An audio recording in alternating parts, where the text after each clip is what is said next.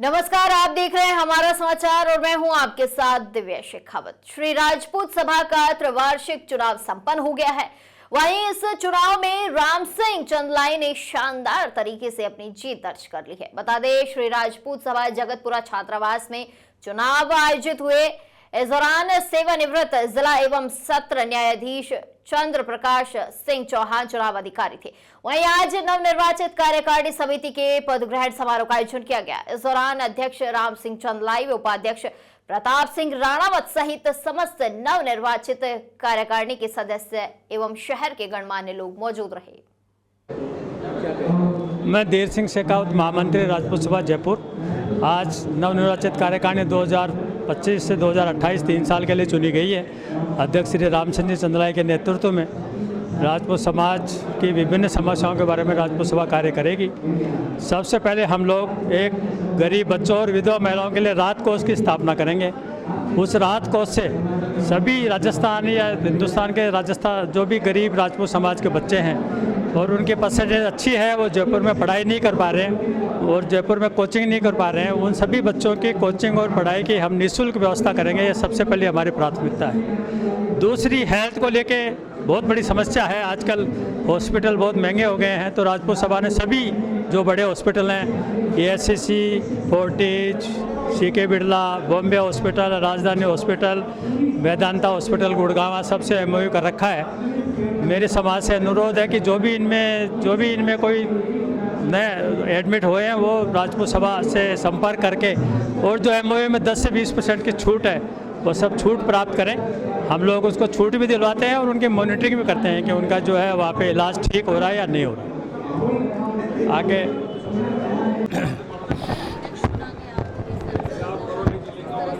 अध्यक्ष निर्वाचित हुए हैं, पूरे कार्यकारिणी को लेकर के दोबारा आए हैं, तो इस बारे में उस मौके में क्या कहेंगे आप? देखिए, मैं मेरी कार्यकारिणी की टीम को जो नवनिर्वाचित जो कार्यकारिणी है उस पूरी टीम को लेके समाज के विकास और उत्थान का काम करूंगा। और सबसे पहले मैं शिक्षा के क्षेत्र में पहले भी काम करता था और उसके क्षेत्र में काम करूंगा। युवाओं को ज़्यादा से ज़्यादा रोजगार मिले, उनको सरकारी नौकरियां मिले, वो व्यवसाय करें, इसके लिए मैं पुरजोर कोशिश करूंगा। और जो SMS हमारा कोचिंग सेंटर है उसके माध्यम से ज़्यादा से ज़्यादा सरकारी नौकरियां दिलाने की कोशिश करूंगा। अनुभवी प्रोफेसर्स हैं, उनके माध्यम से मैं उनकी काउंसलिंग करूंगा। जिस विषय में उनकी रुचि होगी उस विषय में उन बच्चों को आगे ले जाके उनकी नौकरियां, डॉक्टर्स हो, इंजीनियर्स हो, प्रशासनिक अधिकारी हो, IAS हो, RS हो, उनको आगे बढ़ाने की कोशिश करूंगा।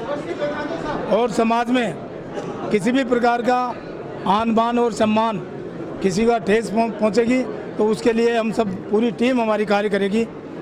और इसके साथ साथ ही जिलाओं में हमारे जितना भी पूरे राजस्थान में अभी राजनीति के जिस तरीके से हमें टिकट नहीं मिल रहे, हमारे मिनिस्टर कम बन रहे हैं, उसके लिए कोशिश करूंगा कि ज़्यादा से ज़्यादा राजस्थान सरकार में हमारे मिनिस्टर बने, अनुपातिक दृष्टि से हमें टिकट मिले, पार्लियामेंट में हमारे ज़्यादा से ज़्यादा टिकट मिले। EWS के मामले में जिस तरीके से विसंगतियाँ थी उसको दूर करने की कोशिश करेंगे। और केंद्रीय सरकार से कोशिश करेंगे कि हमें जिस तरीके से राजस्थान सरकार में EWS सरलीकरण हुआ उसी तरीके से केंद्र सरकार में भी इसका सरलीकरण हो।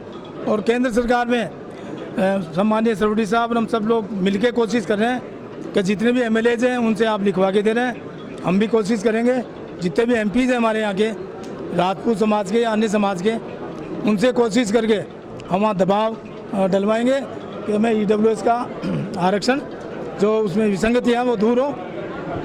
EWS का आरक्षण राजनीतिक आरक्षण मिलना चाहिए। जिस तरीके से SC और ST को आरक्षण मिलता है उसी तरीके से जो हमारे स्वर्ण समाज के हैं उनको मिलना चाहिए।